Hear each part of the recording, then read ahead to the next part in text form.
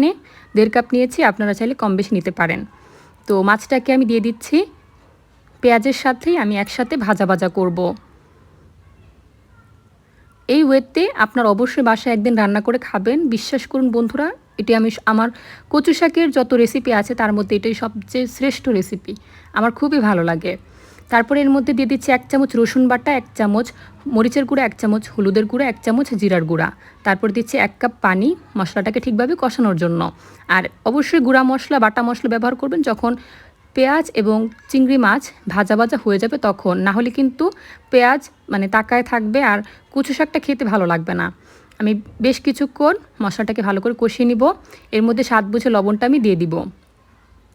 নেড়েচেড়ে মশলাটাকে খুব ভালো করে আমি কষিয়ে নিচ্ছি।